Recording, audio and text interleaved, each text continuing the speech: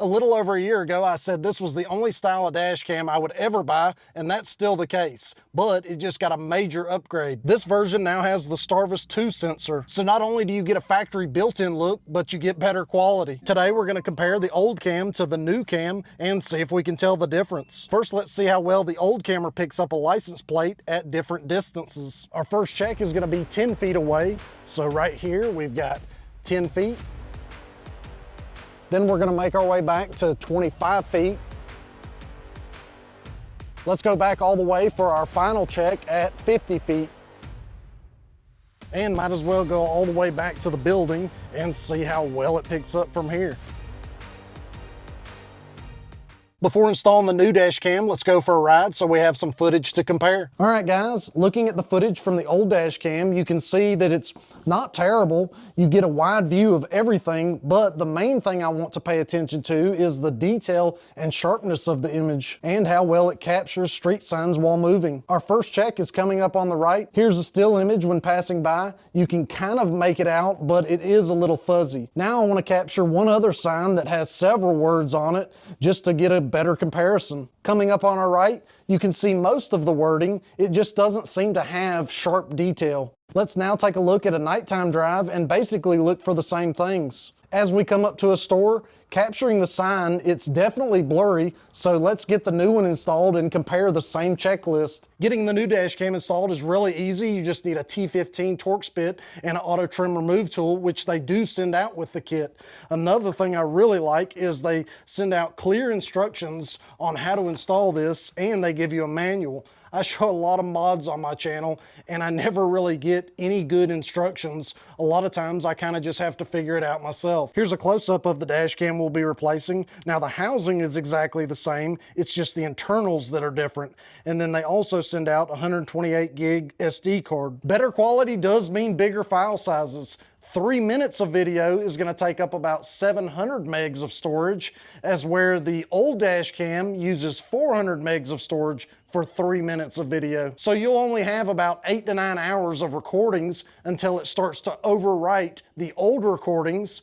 And if you want to keep those recordings longer, I would definitely get a bigger SD card, maybe like a 512 gig. They do give you the option to power the camera with the OBD2 port cable, which allows for park mode. And if you choose to use that option, it would allow the camera to keep recording even if you turn your vehicle off. The other option, and the way I'm going to install it, is using this to use the factory harness for power. This kit also comes with a rear camera, and this is also an upgrade. The old camera was only 1080p, but this one is 2K, and I may install this later in the future. Another thing that comes in the kit is a GPS antenna. If you choose to install the antenna, it will add routes, maps, and speed to your recordings. I'm installing this in my Chevy Silverado, but the installation should be similar to other vehicles. After removing the trim pieces and screws, the console should pop straight down. You will then want to pry loose the factory housing attached to the rear view mirror, just like I did with the old camera housing. Here's the one I just took out, and here's the new one.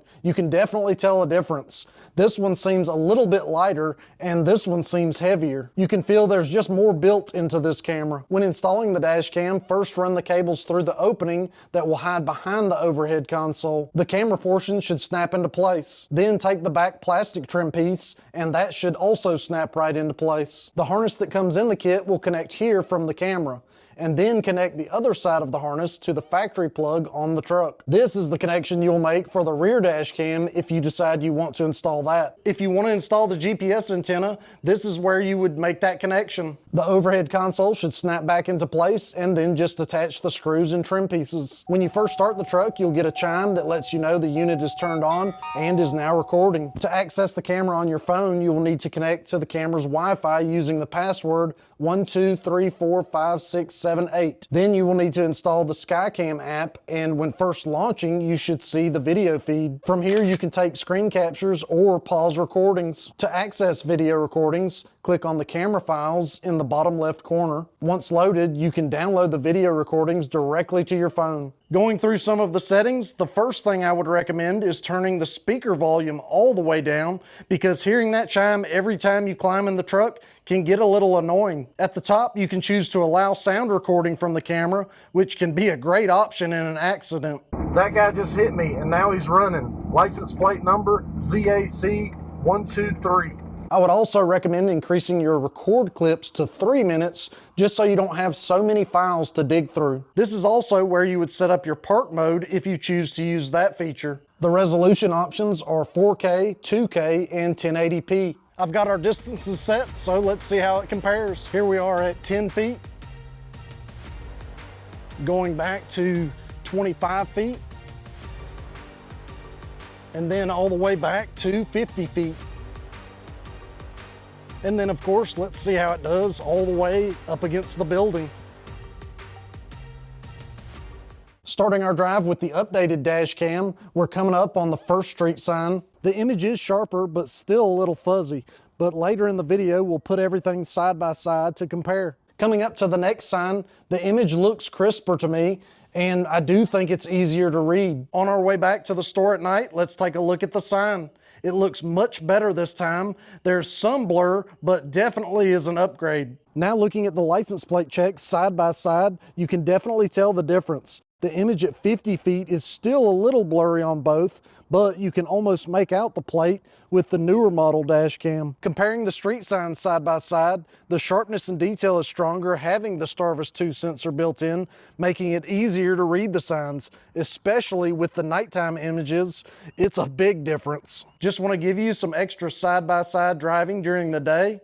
The old camera's on the left and the camera with the Starvis 2 sensor is on the right. I noticed that the colors are different, but the biggest thing in my opinion is just there's more detail in the new dash cam. And here's some extra side-by-side driving at night. Again, old on the left, new on the right. I feel like the difference is really clear at night. The built-in sensor gives better clarity and just doesn't look as grainy. Up ahead, there's one more thing I wanted to point out, and that is if you can tell what color the street lights are. And they both did a good job in that department. So if you ever had someone run a light on you, either of these cams should be able to defend you. So not only do you get a built-in factory looking dash cam, you get better quality with this camera. But how much extra is it? They have several different options. You can purchase the dash cam without the Starvis 2 sensor with only the front camera for around $189. If you want to add the rear camera, it is $269. If you want to upgrade to the Starvis 2 sensor, just getting the front camera is $299. And then if you want to add the rear camera, which also has the Starvis 2 sensor, it would be $399. In my opinion, if you just want a camera to capture road trips and aren't worried about better quality, I would just go with the camera that doesn't have the sensor. If you want a dash cam for actual protection and evidence, I would upgrade to the newer model. Well, thanks for watching, and until next time, we'll see y'all.